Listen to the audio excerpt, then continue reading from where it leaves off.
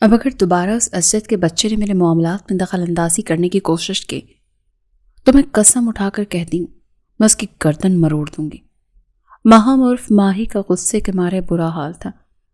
وہ جلے پیر کی بلی بنی لاؤنج میں چکر کاٹ رہی تھی، اس بات سے مکمل طور پر انجان کہ جس کی شان میں وہ گستاخی کر رہی ہے وہ لاؤنج کے دروازے میں ہی کھڑا اس کو کھا جانے والی نظروں سے دیکھ رہا ہے۔ ندا نے ماہی کو اشارہ کر کے چپ ہونے کے لیے کہا بھی تھا، لیکن وہ اس کی طرف متوجہ ہی نہیں تھی۔ یار ندا، تم خود مجھے ایک بات بتاؤ، اگر وہ گھر کا بڑا بیٹا ہے تو اس کا مطلب یہ تو نہیں ہے کہ وہ ہمارے سر پر چڑھ کر ناچنے لگے۔ اتنا اچھا بھلا امریکہ میں بیٹھا ہوا تھا، پتہ نہیں یہاں پر کیوں ہمارے سینوں پر مونگ دلنے کے لیے آ گیا۔ قسم سے کبھی کبھار تو مجھے ایسا لگتا ہے کہ امریکہ کے لوگوں سے بھی وہ قابل برداشت نہیں تھا۔ اسد کے صبر کا پیمانہ اب کی بار لبریز ہو گیا۔ جب سے وہ حویلی میں آیا تھا تب سے اس لڑکی کی فضولیات سن رہا تھا اور برداشت بھی کر رہا تھا۔ اس کی وجہ یہ تھی کہ وہ دادا جان کی سب سے لاڈلی پوتی تھی اور اس کو کچھ بھی کہنا دادا جان سے پنگا لینے کے مترادف تھا۔ ندا نے اسد کو لاؤنج میں داخل ہوتا ہوا دیکھ کر وہاں سے دوڑ لگا دی۔ ارے تم کہاں پر جا رہی ہو؟ تم تو اس طرح سے ڈر کر بھاگ رہی ہو جیسے اس جلاد کو دیکھ لیا ہو۔ یہ کہہ کر ماہی جیسے ہی پلٹی، اسد کو سامنے پا کر اس کا چہرہ لٹھے کی مانند سفید ہو گیا۔ اس نے بے ساختہ خوف سے تھوک نکلا۔ اسد کے ماتھے پر لا تعداد بل پڑے ہوئے تھے اور وہ اس دھان پان سی لڑکی کو کھا جانے والی نظروں سے دیکھ رہا تھا۔ ارے چپ کیوں ہو گئی ہو؟ بولو نا جو کہہ رہی تھی۔ میں بھی سننا چاہتا ہوں کہ میرے بارے میں کس قدر نادر خیالات ہیں تمہارے۔ دادا تو کہتے تھے تم بہت تمیزدار ہو۔ اس کے چہرے پر جھکتا ہوا غراتے ہوئے بولا، وہ اسد لالا، وہ میں وہ اب کیا بکری کی طرح میں لگائی ہوئی ہے۔ دیکھو لڑکی، کافی عرصے سے میں تمہاری یہ فضول کی بکواس برداشت کر رہا ہوں۔ اب اگر دوبارہ تم نے میرے بارے میں کچھ بھی غلط کہا تو جان سے مار ڈالوں گا۔ یہ میری طرف سے آخری وارننگ سمجھ لو، کیونکہ اس کے بعد میں تمہیں سمجھاؤں گا نہیں۔ یہ کہہ کر وہ اندر کی طرف جانے ہی لگا تھا کہ ماہی کی زبان میں پھر سے کھجلی ہوئی۔ پتہ نہیں خود کو کیا سمجھتے ہیں، جیسے کسی بہت بڑی ریاست کے شہزادے ہوں۔ اس جیسی شکل والے کو تو میں اپنے گھر کی صفائی کے لیے بھی نہ رکھوں۔ اور دیکھو مجھ پر غصہ ایسے کر رہا ہے جیسے امریکہ سے نہیں بلکہ سکندر اعظم کی طرح آدھی دنیا فتح کر کے آیا ہو۔ اسد الٹے قدموں پلٹا تھا۔ ماہی نے فوراً سے اپنے لبوں پر ہاتھ رکھا۔ جانے انجانے میں وہ پھر سے اونچی آواز میں اپنے خیالات کا اظہار کر چکی تھی۔ اس سے پہلے کہ وہ پھر سے معذرت کرتی، اسد نے اسے لاؤنج سے باہر نکلنے کا اشارہ کیا۔ وہ میرا ٹیسٹ ہے، مجھے اس کی تیاری۔ چپ کر کے لاؤنج سے باہر نکلو۔ ماہی نے بہانہ بنانے کی کوشش کی، لیکن اسد نے اسے مزید کچھ کہنے کا موقع نہ دیا۔ مرتی کیا نہ کرتی کے مستاق میسنی سی شکل بنائی اور سر جھکا کر وہ لاؤنج سے باہر نکل گئی۔ اسے ہمیشہ اپنی لمبی زبان کی وجہ سے ہی نقصان اٹھانا پڑتا تھا۔ اس کی امی جان اکثر ہی اسے کہتی تھی کہ جس دن تم اپنی زبان پر کنٹرول کرنا سیکھ جاؤ گی اس دن تمہارے بہت سارے مسئلے حل ہو جائیں گے۔ اسے لے کر حویلی کے پچھلے حصے میں آ گیا تھا۔ شام کا وقت تھا اور ہلکا ہلکا اندھیرا پھیل رہا تھا۔ اسد نے ملازم کو لائٹس آن کرنے کا حکم دیا اور خود لان میں رکھی ہوئی ایک کرسی پر جا کر بیٹھ گیا۔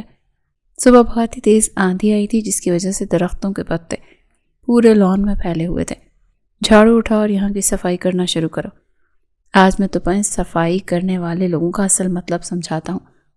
ماہی نے اسے صفائی کرنے والے سے تشبیہ دی تھی نا، اور یہ بات اسد کو ہضم نہیں ہو رہی تھی، اور ابھی وہ اسے اسی چیز کا ہی بدلہ لے رہا تھا۔ خان صاحب کا خون اور غیرت جوش مارنے لگی تھی، اور ماہی صاحبہ نہ چاہتے ہوئے بھی ان کی انا کی بھینٹ چڑھنے والی تھی۔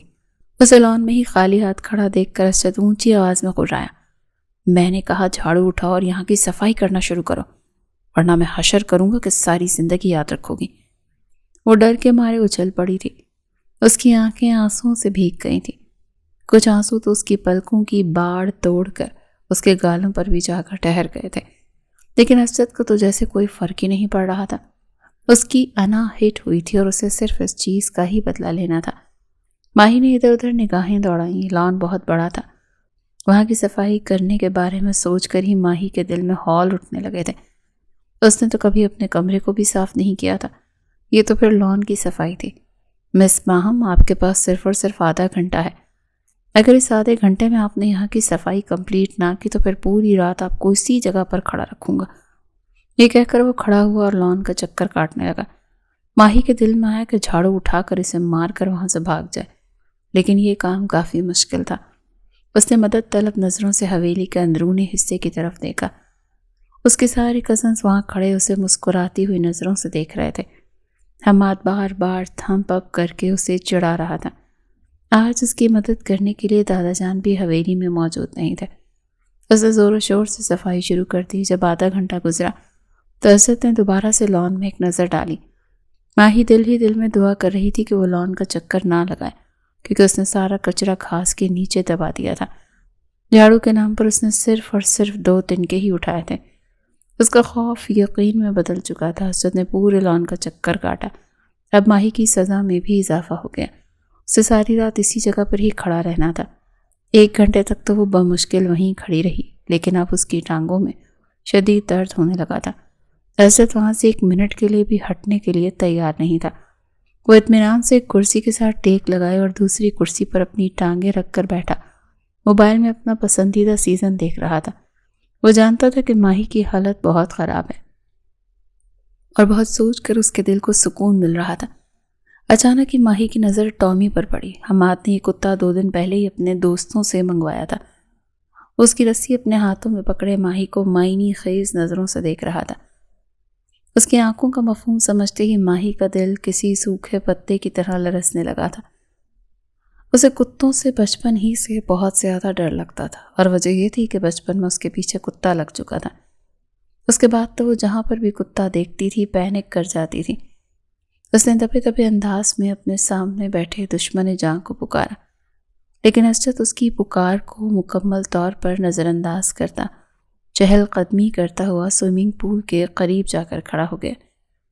دوسری طرف حماد نے اپنے ہاتھوں سے کتے کی رسی چھوڑ دی تھی. وہ جو پہلے ہی ماہی کو اپنی نظروں کے حصار میں لیے ہوئے تھا. یوں لگ رہا تھا جیسے اس نے پہلے سے ہی ماہی کو اپنے ٹارگٹ کے طور پر سلیکٹ کر لیا ہے. ٹومی فوراً سے ماہی کی طرف بھاگا.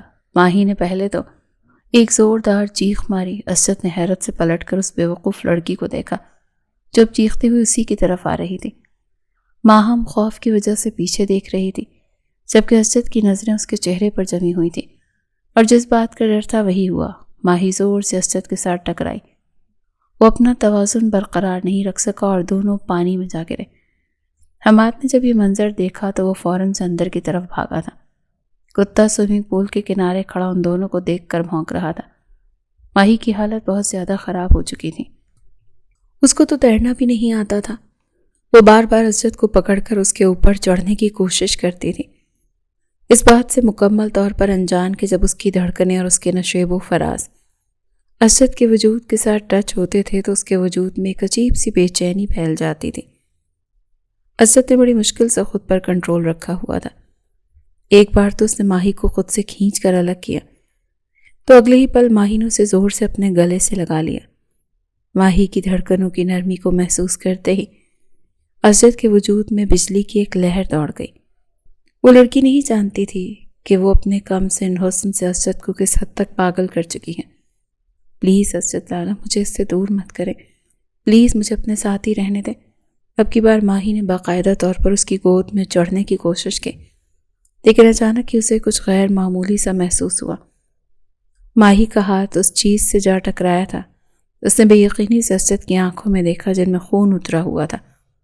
ماہی نے شرم اور خوف کے مارے تھوک نکلا اور تیزی سے پیچھے کی طرف ہٹی، لیکن چونکہ وہ تیرنا نہیں جانتی تھی اس وجہ سے پھر سے ڈوبنے لگی. اب کی بار اسد نے آگے بڑھ کر اس کو اس کی کمر سے پکڑ کر اٹھایا اور پھر سے اپنے قریب کھڑا کر دیا. لیکن اب ان دونوں کے دل کی حالت بگڑ چکی تھی. ماہی بھی ہوش کی دنیا میں واپس آ چکی تھی اور اب اسے شدت سے اپنی غلطی کا احساس ہو رہا تھا. اچانک ہی ماہی کو یوں محسوس ہوا جیسے اسد کی انگلیاں اس کی کمر پر حرکت کر رہی ہیں. پہلے تو اس نے اس بات کو اپنی غلط فہمی قرار دیا، لیکن جب اسد کا ہاتھ اس کی شرٹ کے اندر گیا تو وہ تیزی سے پیچھے کی طرف ہٹی. ابھی بھی اس نے اسد کی شرٹ کو مضبوطی سے اپنے ہاتھوں میں جکڑا ہوا تھا اور وہ اسی کے سہارے ہی پول میں کھڑی تھی. سب سے پہلے اسد ہوش کی دنیا میں آیا. یہ کیا بدتمیزی ہے؟ تمہاری وجہ سے میرے کپڑوں کا ستیاناش ہو گیا۔ ابھی تھوڑی دیر پہلے ہی میں نے اپنے دوست کے ساتھ ڈنر پر جانا تھا۔ وہ حلق کے بل دھاڑا تھا، جبکہ ماہی خاموشی سے کھڑی تھی۔ اسے سمجھ نہیں آ رہا تھا کہ وہ کیا جواب دے۔ عزت کی نظریں پھر سے اس کے چہرے پر سے بھٹکتے ہوئے اس کے سینے پر جا کر ٹھہر گئی تھی۔ ماہی نے سفید رنگ کا پتلا سا لباس پہنا ہوا تھا، جس سے پہلے ہی اس کا جسم کافی حد تک واضح ہو رہا تھا، اور اب تو لباس گیلا ہونے کی وجہ سے بالکل اس کے جسم کے ساتھ چپک گیا تھا، اور وہاں کے نشیب و فراز بھی مزید واضح ہو گئے تھے۔ عزت کے لیے اس کے حسین جسم سے نظریں ہٹانا بہت مشکل کام تھا۔ اچانک اس کے ذہن میں باقی لوگوں کا خیال آیا تو اس نے غیر ارادی طور پر ماہی کو اپنے ساتھ لگا لیا۔ اس کے کاندھے پر جو چادر موجود تھی وہ بھی سوئمنگ پول میں ہی تیر رہی تھی۔ عزت نے ماہی کو سوئمنگ پول سے باہر نکالا۔ وہ بھاگنے ہی لگی تھی کہ اس کی خون خوار آواز سن کر پھر سے اپنی جگہ پر رک گئی۔ ایسی حالت میں ہی اندر جانے کا ارادہ ہے؟ اگر اپنی عزت کا خیال نہیں تو تھوڑا سا میری عزت کا ہی خیال کر لو۔ وہ ٹھنڈے اور بے تاثر لہجے میں بولتا اس کو وہیں پر رکتے پر مجبور کر گیا تھا۔ ماہی اب خاموشی سے کھڑی اپنی انگلیاں چٹکا رہی تھی، جبکہ عزت کی نگاہیں اس کی پشت کے نشیب و فراز سے سیر ہو رہی تھیں۔ وہ لڑکی واقعی میں کمال کی تھی، اس کا فگر بھی پرفیکٹ تھا۔ عزت نے بے ساختہ سوچا۔ اس نے اپنی چادر آگے بڑھا کر محترمہ کے کاندھوں پر ڈال دی۔ ابھی بھی اس کی ٹانگیں تھوڑی تھوڑی نظر آ رہی تھیں۔ عزت نے اسے اپنے پیچھے چلنے کے لیے کہا تو وہ آنسو پیتی ہوئی خاموشی سے اس کے پیچھے پیچھے حویلی کے اندر داخل ہوئی۔ عزت نے باقی سب لوگوں کو وہاں سے بھیج دیا۔ ماہی جب اپنے کمرے میں پہنچی تو اس کی حالت بہت زیادہ خراب تھی۔ اس کی سانس بھی خوف کے مارے پھولی ہوئی تھی۔ اسے ابھی تک اپنے وجود پر عزت کے لمس کا احساس ہو رہا تھا۔ اس نے بے ساختہ اپنی کمر پر ہاتھ رکھا اور پھر جھرجھری لے کر فوراً سے پیچھے کی طرف ہٹی۔ اسی وقت کمرے میں نورین داخل ہوئی۔ واہ میڈم صاحبہ، آج تو آپ نے فلمی سین ہی کر دیا۔ کیا سن کر اس نے انتہائی ناگواری سے نورین کو دیکھا تھا۔ فضول کی باتیں نہ کرو، میں تو شکر ادا کر رہی ہوں کہ اس ظالم انسان سے جان چھوٹ گئی۔ اچانک اس کے ذہن میں ٹامی کا خیال آیا، کیونکہ جب اسجد اسے باہر نکال رہا تھا تب وہ کتا کہیں بھی موجود نہیں تھا۔ دراصل حماد نے سائلنٹ سیٹی بجا کر اس کتے کو فوراً سے واپس بلا لیا تھا، کیونکہ جانتا تھا کہ بعد میں اسی ہی کی شامت آئے گی۔ دوسری طرف اسجد جب بھی اپنے کمرے میں داخل ہوا تو اس کے دل کی حالت بہت زیادہ خراب تھی۔ اس کا دل معمول سے ہٹ کر بہت تیزی سے دھڑک رہا تھا۔ ایسا نہیں تھا کہ آج سے پہلے کوئی بھی لڑکی اس کے نزدیک نہیں آئی تھی۔ اس نے امریکہ میں اپنی زندگی کے 5 سال گزارے تھے، اور اس دوران اس کی بہت سی لڑکیوں سے دوستی بھی ہوئی تھی۔ 3-4 سے تو اس کی گرل فرینڈز بھی تھیں اور اس کے کافی نزدیک بھی آئی تھیں، لیکن اس کے ساتھ بھی اس نے کسی کی قربت میں اس قدر سکون محسوس نہیں کیا تھا جتنا سکون اسے اس بیوقوف لڑکی کے نزدیک محسوس ہو رہا تھا۔ نہ جانے اس میں ایسا کون سا جادو تھا کہ عزت اس کے سحر سے نکل ہی نہیں پا رہا تھا۔ جب اس کی آنکھوں کے سامنے ماہی کا گھبرایا ہوا روپ گھوما تو اس کے لبوں پر دھیمی سی مسکراہٹ پھیل گئی۔ اسے پتہ چل گیا کہ اب اس لڑکی کو کس طرح سے کنٹرول کرنا ہے۔ وہ غصے سے ماننے والوں میں سے نہیں تھی۔ اب عزت نے اس کے لیے پیار کا طریقہ تلاش کیا تھا۔ یہ ایسا طریقہ تھا جس سے عزت کا بھی مطلب پورا ہو سکتا تھا اور ماہی بھی سیدھی ہو سکتی تھی۔ رات کا دوسرا پہر شروع ہو چکا تھا۔ ماہی اپنے بیڈ پر لیٹی کروٹیں بدل رہی تھی۔ جب سے وہ عزت کے نزدیک گئی تھی تب سے اس کا دل بے چین سا تھا۔ وہ سمجھ نہیں پا رہی تھی کہ یہ سب کیا ہو رہا ہے۔ اس نے بے اختیار اپنے سینے پر ہاتھ رکھا اور پھر دبے ہوئے انداز میں مسکرائی تھی۔ نورین نے اس کو اکیلے ہی مسکراتے ہوئے دیکھا تو اسے چڑھاتے ہوئے بولی، لگتا ہے اسجد بھائی نے آج تم پر بھی اپنا جادو چلا دیا ہے۔ او ہیلو، زیادہ فضول باتیں کرنے کی ضرورت نہیں ہے۔ وہ مجھ پر کوئی جادو نہیں کر سکتا، نہ ہی میرا ٹیسٹ اتنا خراب ہے جو میں اس انسان کے جادو کے اثر میں آؤں گی۔ مجھے بس کالج کی ایک بات یاد آ گئی تھی، اسی وجہ سے میں مسکرا رہی تھی۔ اچھا، یہ ساری چیزیں چھوڑو، تم پلیز کچن میں جاؤ نا اور میرے لیے پانی کا گلاس لے کر آؤ۔ یہ سنتے ہی نورین کے چہرے کی ہوائیاں اڑی تھی۔ اس نے تیزی سے نفی میں گردن ہلائی۔ میں کہیں بھی نہیں جا رہی ہوں، اس نے 2 ٹوک انداز میں کہا۔ کیا تم اب میرے ساتھ ایسا کرو گی؟ یاد کرو آدھی رات کے وقت تمہیں بھوک لگی تھی اور میں تمہارے لیے نوڈلز بنانے کے لیے گئی تھی۔ ماہی نے اسے اپنا ایک احسان یاد کروایا.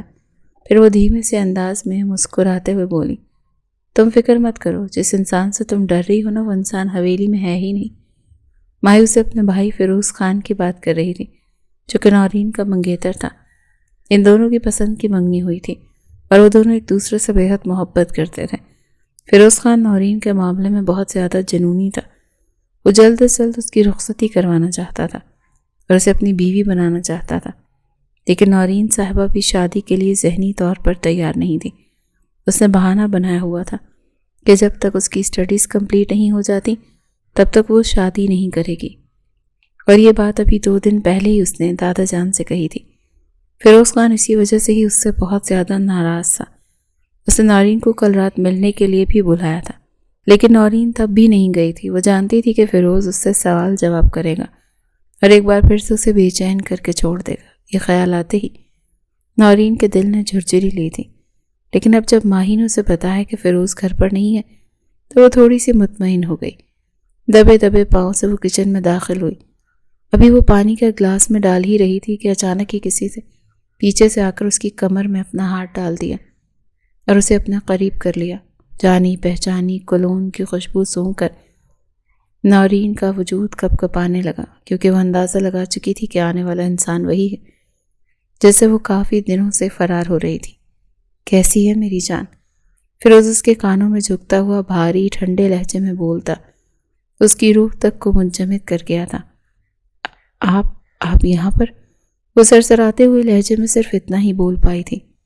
تمہیں کیا لگا تھا کہ تم ایک ہی چھت کے نیچے رہتے ہوئے مجھ سے فرار ہو سکتی ہو؟ یہ کہہ کر فیروز نے ایک جھٹکے سے اس کا رخ اپنی طرف کیا.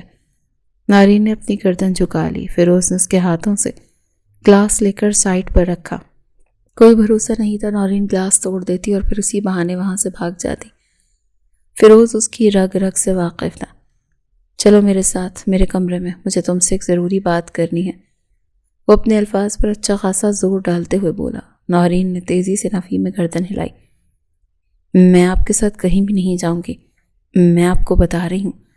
وہ روحانسی ہو گئی تھی. اس کا چہرہ خوف کی وجہ سے سیاہ پڑ گیا تھا. جب فیروز نے یہ دیکھا تو اس نے مضبوطی سے اپنے لب بھینچ لیے. وہ نہیں چاہتا تھا کہ اس کی عورت اس کی قربت میں خوف زدہ ہو.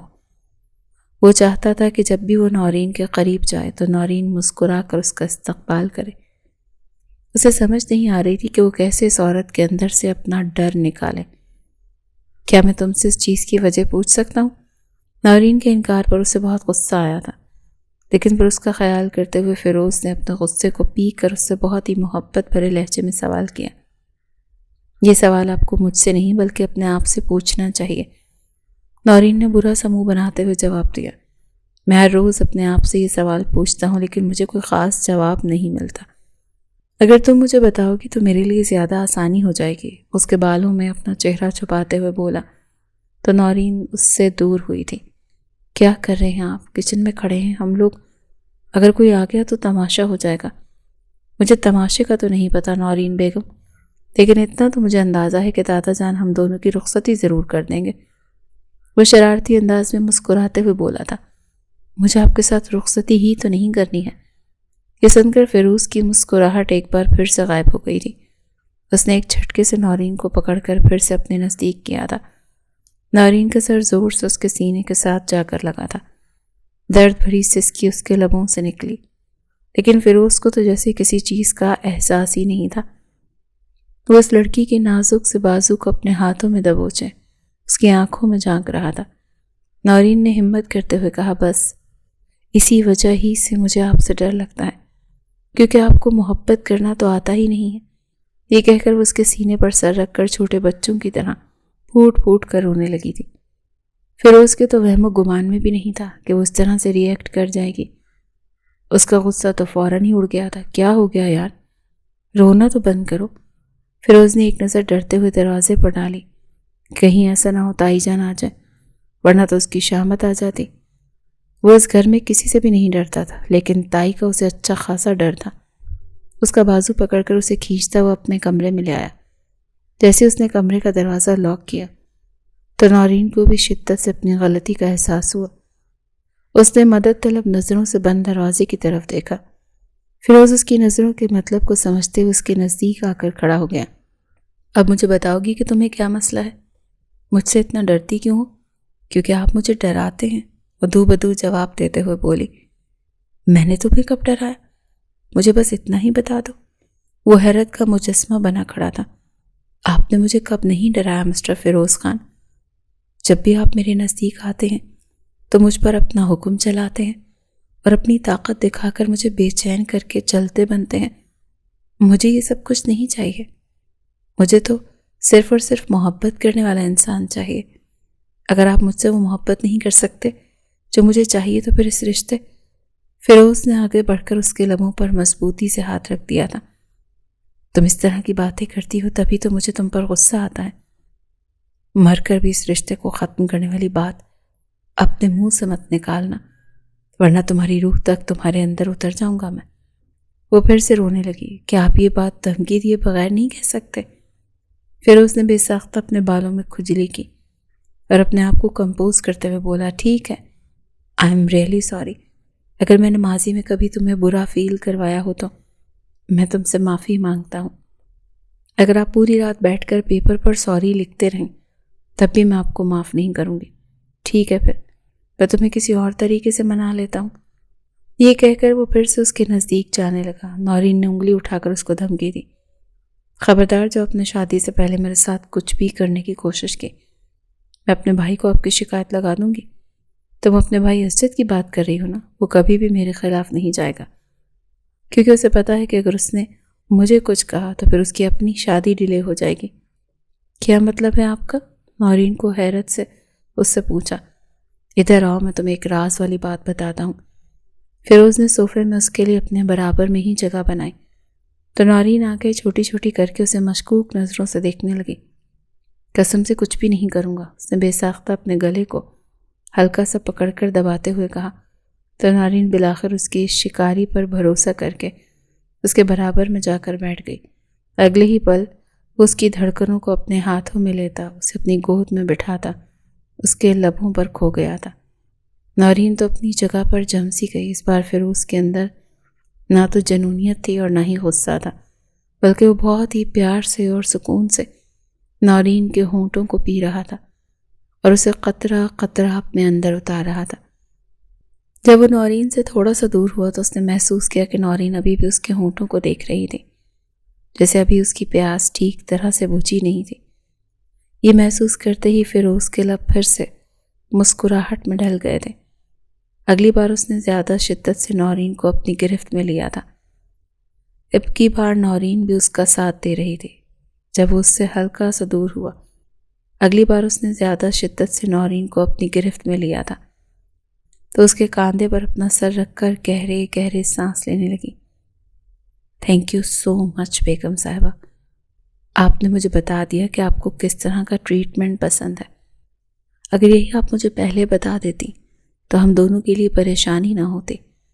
آپ نے میرے ساتھ چیٹنگ کی ہے۔ آپ نے مجھے کہا تھا کہ آپ مجھے راز کی بات بتائیں گے۔ میں آپ سے ناراض ہوں۔ اس کی گود سے اٹھ کر جانے لگی کہ فیروز نے پھر سے اسے کھینچ کر وہیں پر بٹھا لیا۔ اچھا ٹھیک ہے جان، اب میں تمہیں بتاتا ہوں، کیا میری جان کو یہ بات پتہ ہے کہ ماہی اور اسجد کا نکاح ہو چکا ہے؟ اب کی بار نورین نے اپنے لبوں پر ہاتھ رکھ کر حیرانی کا اظہار کیا۔ کیا آپ میرے ساتھ مذاق کر رہے ہیں؟ وہ حیرت کے سمندر میں غوطہ ہو کر بولی، بالکل بھی نہیں، میں تمہارے ساتھ کیوں مذاق کروں گا؟ جو کہہ رہا ہوں سچ ہی کہہ رہا ہوں۔ وہ اپنے الفاظ پر خاصا زور ڈالتے ہوئے بولا، اس کا مطلب ہے کہ ماہی میری بھابھی ہے؟ اوہ واو، کتنا مزہ آئے گا۔ وہ خوشی سے چہکتے ہوئے بولی، ہاں واقعی میں بہت مزہ آئے گا۔ فیروز پھر سے اس کی کمر پر بازو ڈال کر اسے اپنے نزدیک کرنے لگا تھا۔ اس کے ارادے کو بھانپتے ہوئے فوراً سے دروازے کی طرف بھاگی تھی۔ فیروز نے اسے پکڑنے کی کوشش کی تھی لیکن وہ ناکام ہو چکا تھا۔ نورین جیسے اس کے کمرے سے باہر نکلی، سامنے کھڑی ماہی کو دیکھ کر اس نے بے ساختہ اپنا چہرہ موڑ لیا۔ اسے ڈر تھا کہ کہیں ایسا نہ ہو کہ ماہی اس کے چہرے پر موجود شرم کے رنگ نہ دیکھ لے۔ ماہی نے معنی خیز انداز میں اپنے ہونٹ گھمائے تھے۔ اسی وقت فیروز بھی دروازے میں ہی آ کر کھڑا ہوا۔ نورین نے وہاں سے بھاگنے والا کام کیا جبکہ ماہی اپنے بھائی کے سامنے جا کر کھڑی ہو گئی۔ اگر میں ابھی اور اسی وقت دادا جان کو جا کر یہ بات بتاؤں کہ آپ اپنی منکوحہ کے ساتھ آدھی رات کے وقت کمرے میں بند تھے، تو پھر سوچیں آپ کا کیا حشر ہوگا۔ کیا تم پلیز یہ چھوٹا سا کام کر دو گی؟ میں تمہارا بہت بڑا احسان مند رہوں گا، کم از کم اس طرح سے میری رخصتی ہو جائے گی۔ فیروز بھی اپنے نام کا ایک ہی تھا، وہ کہاں اپنی بہن کی بلیک میلنگ میں آنے والا تھا۔ ماہی تو سخت بدمزہ ہوئی تھی۔ آپ کو میری اس دھمکی سے ڈرنا چاہیے، اور آپ کو یہ چاہیے کہ آپ ابھی اپنی جیب میں سے والٹ نکالیں اور مجھے کہیں کہ میں اپنی زبان بند کرنے کا کیا لوں گی۔ اس کے ڈرامائی انداز پہ بے ساختہ اپنی گردن پیچھے کی طرف گرا کر اونچی اونچی آواز میں ہنسنے لگا تھا۔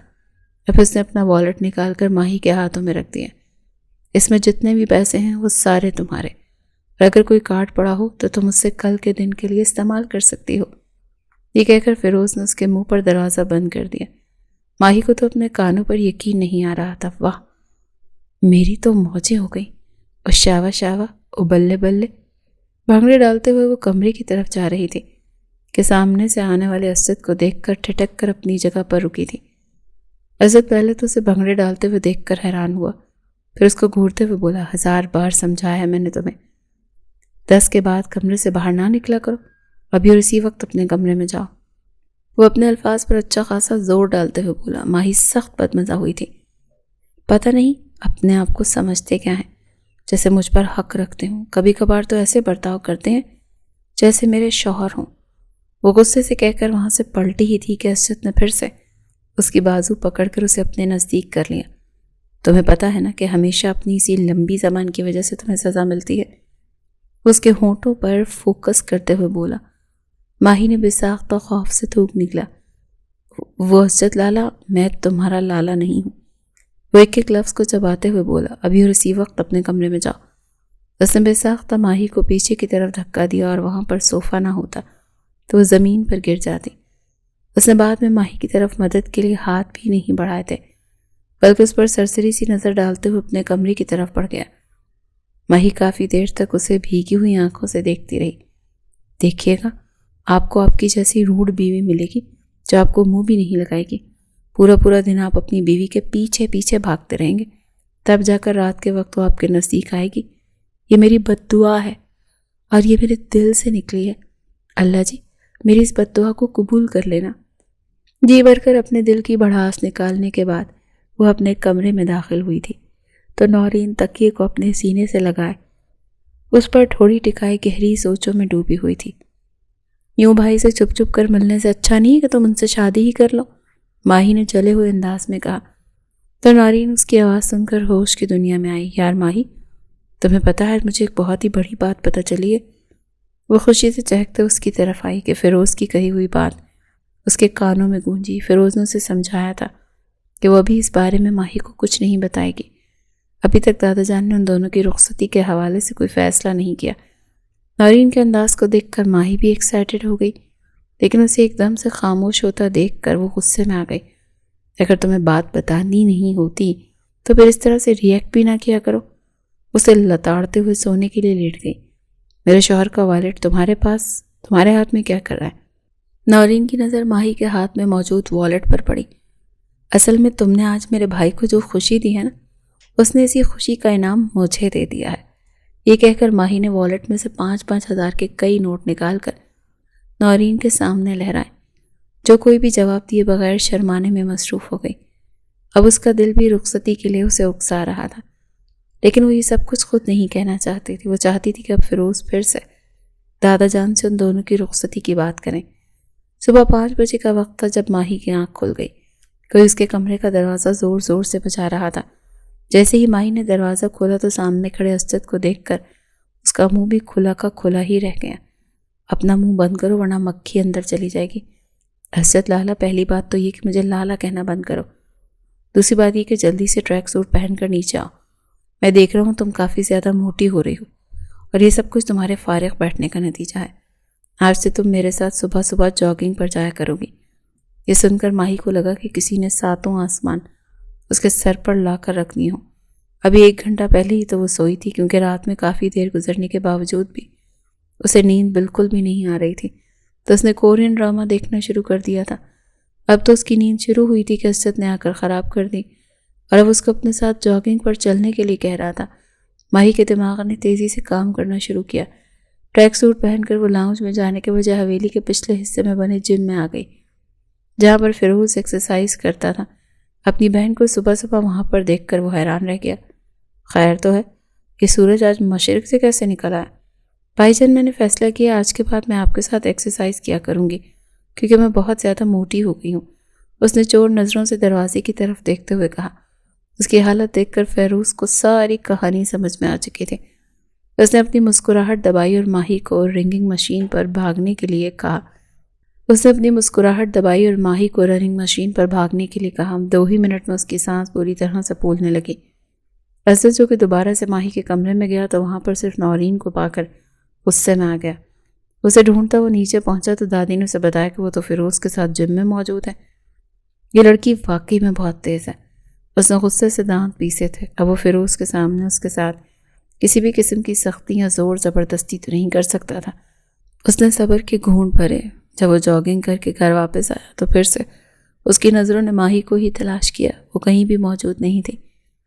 ماہی کے تو وہم و گمان میں بھی نہیں تھا کہ فیروز اس کے لیے ایکسرسائز والی بات کو اتنا سیریس لے لے گا اور اسے تقریباً 1 گھنٹے تک رننگ مشین پر ہی بھگائے گا۔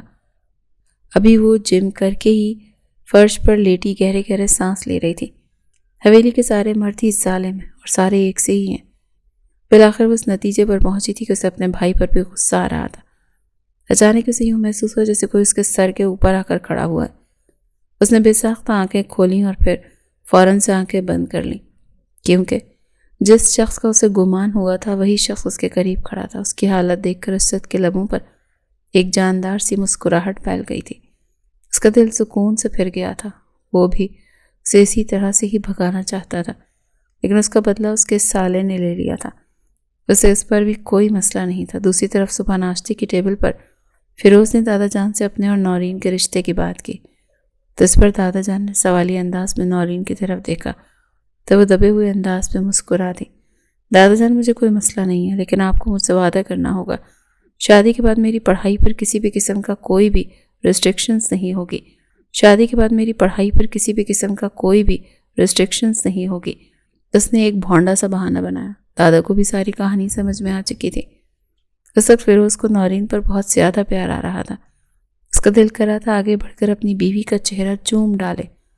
مسئلہ یہ تھا کہ وہ اس وقت سب لوگوں کے درمیان میں بیٹھا ہوا تھا۔ اگر دادا کے سامنے اس طرح کی حرکت کرتا تو اس کی شادی تو دور کی بات، دادا جان اس پر اپنی بیوی کا دیدار بھی حرام کر دیتے۔ ماہی سب سے آخر میں ناشتے کی ٹیبل پر آئی تھی اور مزے کی بات یہ تھی کہ اس کے لیے ناشتہ بھی ختم ہو گیا تھا۔ آج اس کے دن کا آغاز ہی اتنا برا ہوا تھا۔ ماہی کو یقین ہو گیا تھا کہ باقی کا دن بھی اب برا ہی گزرنے والا ہے۔ شام کے وقت اس کے کزن اس سے ملنے کے لیے آئے۔ دراصل وہ سارے خاص طور پر اسد سے ملنے کے لیے آئے تھے۔ وہ اس کے ننیال والے تھے۔ ماہی کو پھر سے موقع مل گیا تھا کہ وہ اس انسان کی برائیوں میں زمین آسمان کے قلابے ملانا شروع کر دے۔ ماہی نان سٹاپ شروع ہو چکی تھی۔ نورین نے اسے 2 سے 3 بار بریک لگانے کے لیے کہا، لیکن اب اگر اس نے اسد کی شادی کا موضوع شروع کر دیا تھا اور اسے بد دعا دیتے ہوئے کہہ رہی تھی، دیکھنا ان کو تو انتہائی کالی اور موٹی بیوی ملے گی، بالکل ان کی طرح۔ نورین نے تڑپ کر سر اٹھایا۔ او ہیلو، میرا بھائی بہت ہینڈسم اور خوبصورت ہے، اس کے بارے میں کچھ بھی مت کہنا۔ جتنا وہ خوبصورت ہے میں اسی کے حوالے سے اس کے لیے بیوی سجیکٹ کر رہی ہوں۔ ماہی نے دو بدو جواب دیا۔ اسد نے اس کی باتیں سنی تو وہ غصہ کرنے کے بجائے مسکرا دیا، کیونکہ جانتا تھا کہ ماہی کی یہ بد دعا کسی بھی طور پر پوری نہیں ہوگی، کیونکہ اسد کو آلریڈی ایک انتہائی خوبصورت بیوی مل چکی تھی۔ ہاں، وہ زبان کی تھوڑی سی تیز تھی اور ذرا سی شرارتی بھی تھی، لیکن اسد کو پتا تھا کہ اسے کیسے کنٹرول کرنا ہے۔ رات کھانے کے بعد ماہی نے نورین کو اپنے ساتھ کمرے میں چلنے کے لیے کہا، کیونکہ آج وہ بہت زیادہ تھک چکی تھی اور چاہتی تھی کہ وہ دونوں لائٹ آف کر کے جلدی سو جائیں۔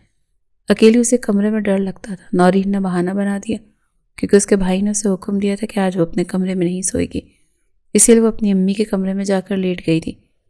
ماہی نے اس کی کافی منتیں کی لیکن کوئی فائدہ نہیں ہوا۔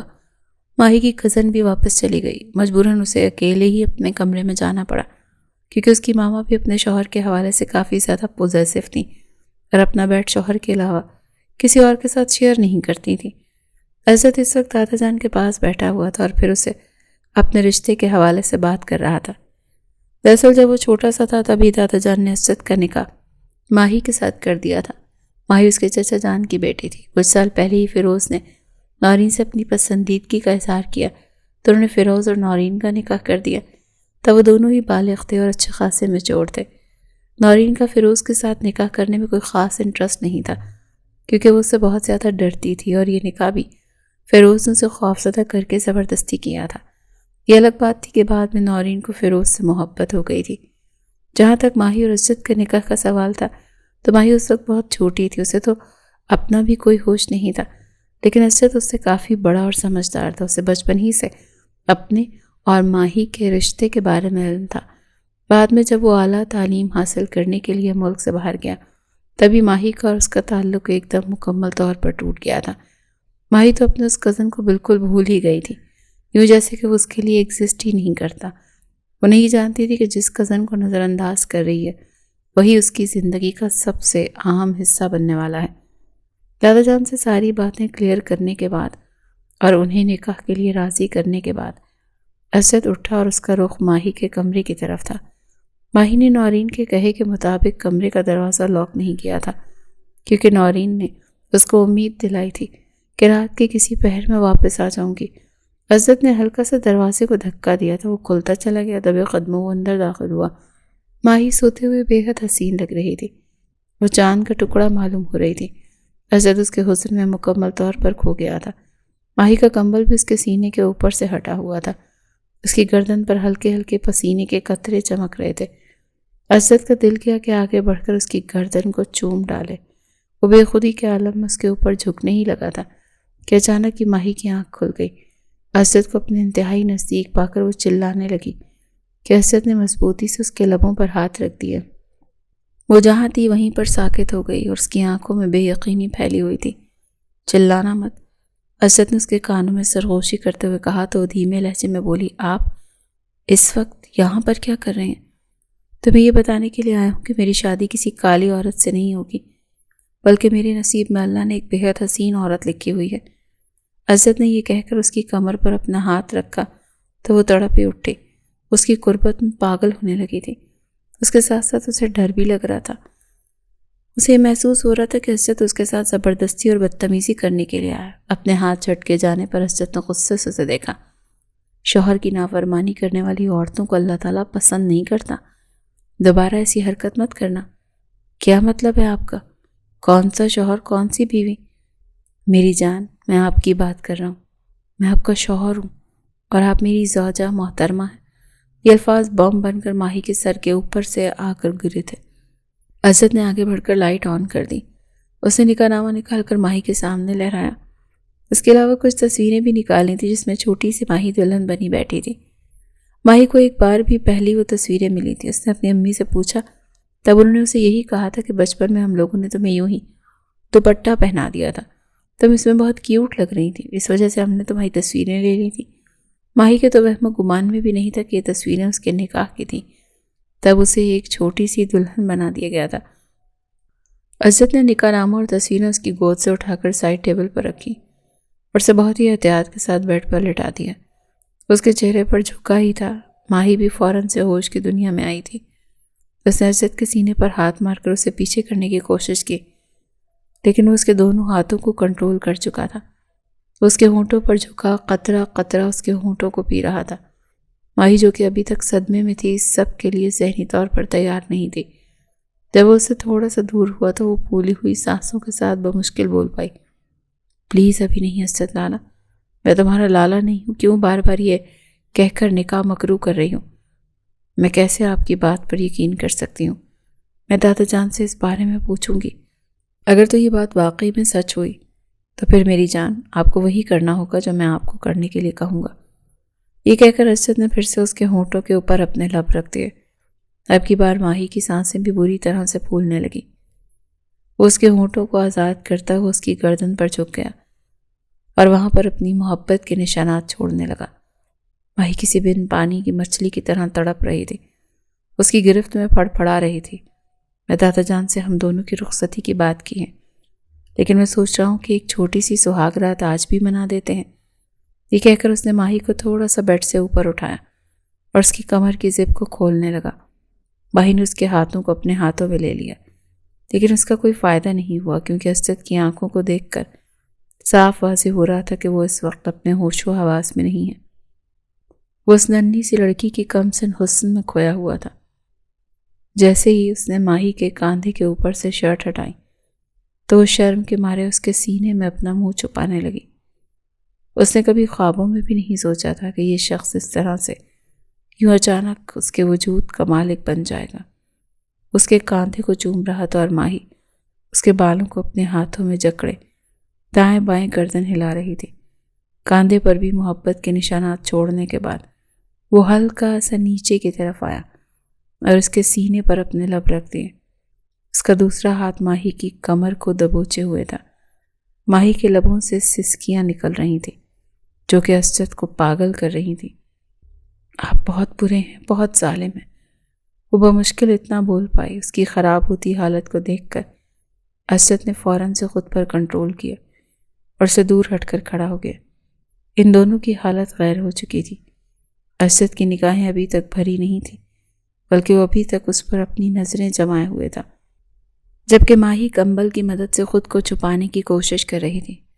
یقین ہے کہ دوبارہ کبھی تمہاری زبان پر لالا کا لفظ نہیں آئے گا۔ اب تو تمہیں اچھی طرح سے اندازہ ہو گیا ہوگا کہ ہم دونوں کے درمیان کیا رشتہ ہے۔ ماہی نے اسے شکایتی نظروں سے دیکھا تھا۔ آپ ایک انتہائی بے شرم انسان ہیں، وہ غصے سے بولی، اور تم ایک انتہائی حسین عورت ہو جو مجھے پاگل کرنے کا ہنر جانتی ہے۔ یہ کہہ کر وہ اس کی طرف بڑھا تو ماہی بیڈ سے اٹھ کر بھاگی۔ ارے کہاں پر جا رہی ہو؟ کچھ بھی نہیں کر رہا ہوں، دیکھو میں جا رہا ہوں یہاں سے، بس تمہیں بتانے کے لیے آیا تھا اور سمجھانے کے لیے بھی کہ ہم دونوں کا رشتہ کتنا مضبوط اور کتنا پاکیزہ ہے۔ وہ بائیں آنکھ دبا کر اشارہ کرتا ہوا اس کے کمرے سے باہر نکل گیا تھا۔ ماہی کو یوں لگ رہا تھا جیسے اس نے کوئی خواب دیکھا، اسے ہر چیز خوابناک لگ رہی تھی۔ رات کے دوسرے پہر جب نورین کمرے کے اندر داخل ہوئی تو اس نے باقاعدہ طور پر اس کے بالوں کو اپنے ہاتھوں میں جکڑ لیا۔ کیا کر رہی ہو پاگل لڑکی؟ مجھے گنجا کرنے کا ارادہ ہے کیا؟ اگر میرے بال تمہاری وجہ سے خراب ہو گئے تو تمہارا بھائی تمہیں نہیں چھوڑے گا۔ تم ایک انتہائی کمینی عورت ہو۔ تم نے مجھے بتایا کیوں نہیں کہ تمہارے کمینے بھائی سے میرا نکاح ہو چکا ہے؟ توبہ توبہ، اپنے شوہر کو گالیاں دے رہی ہو؟ ایسی عورتیں جنت میں نہیں جاتی۔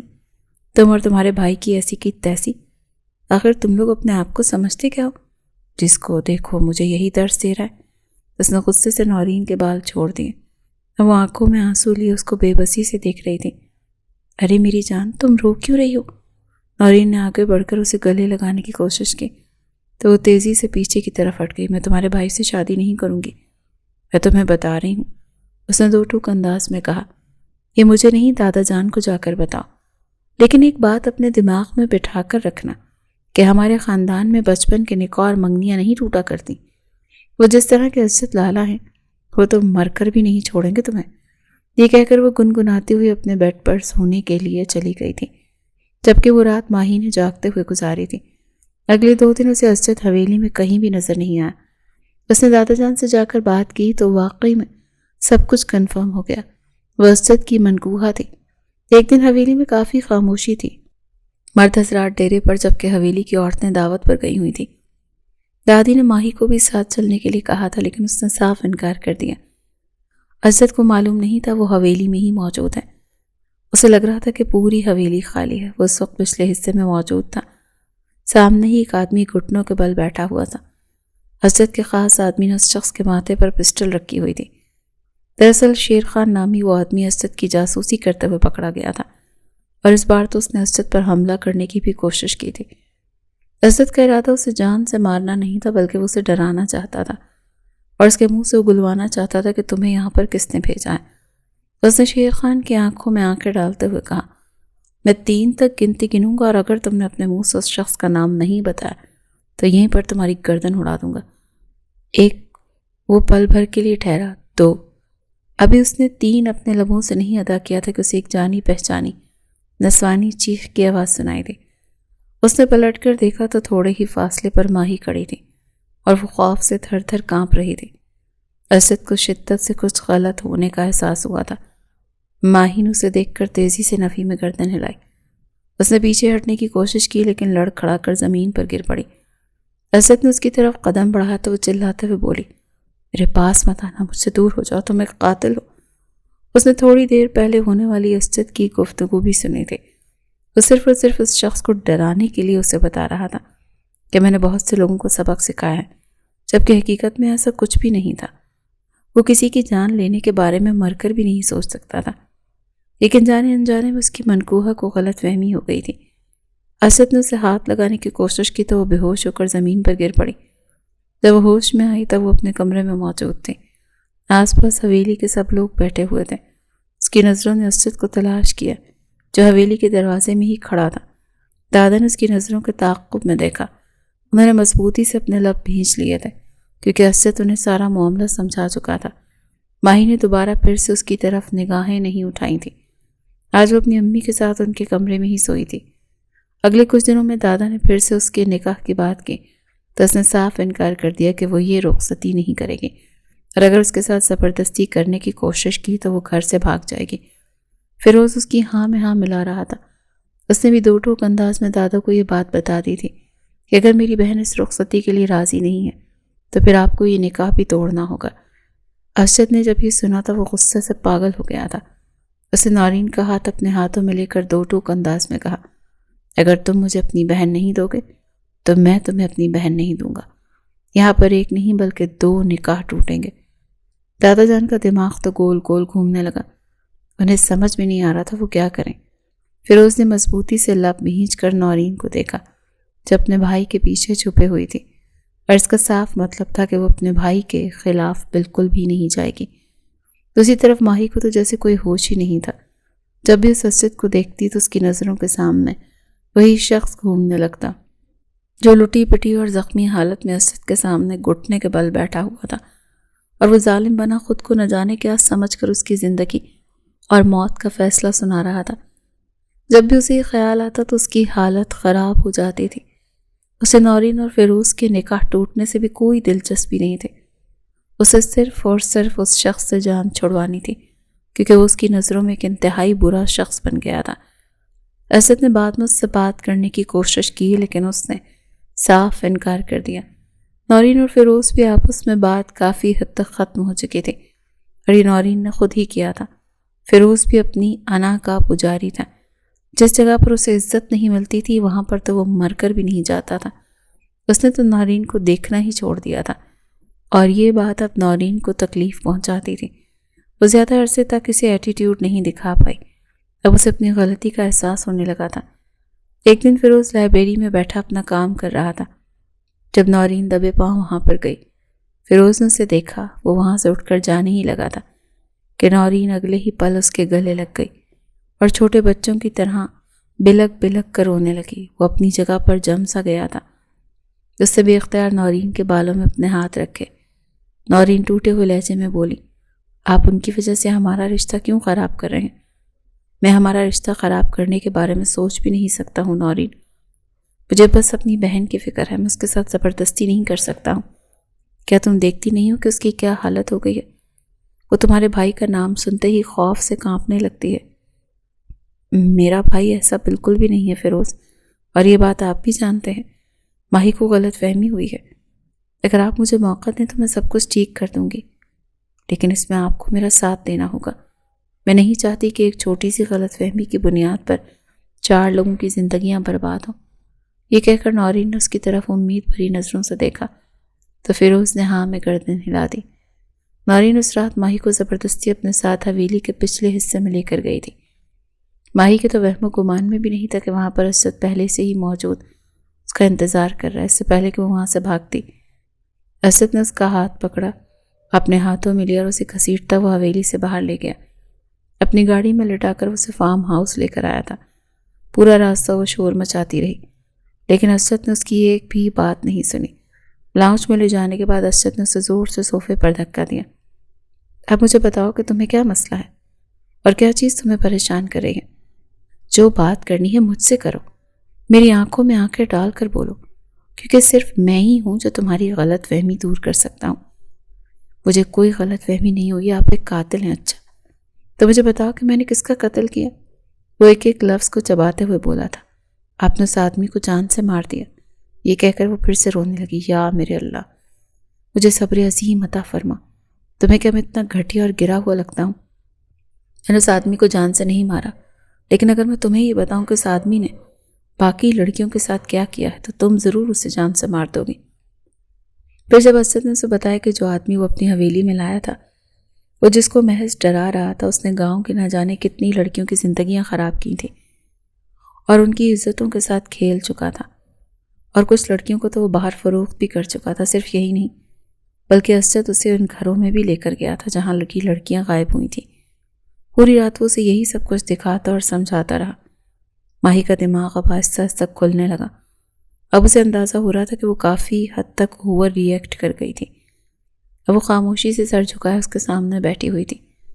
ناراض تو مجھے تم سے ہونا چاہیے مس ماہم، لیکن ناراض ہونے کا کوئی فائدہ نہیں، کیونکہ مجھے پتا ہے کہ تم مجھے نہیں مناؤ گی۔ اس کے لہجے میں شکوہ تھا، جبکہ اس کے بارے میں حقیقت جاننے کے بعد ماہی کا دل اس کے حوالے سے ایک دم سے موم ہو گیا تھا۔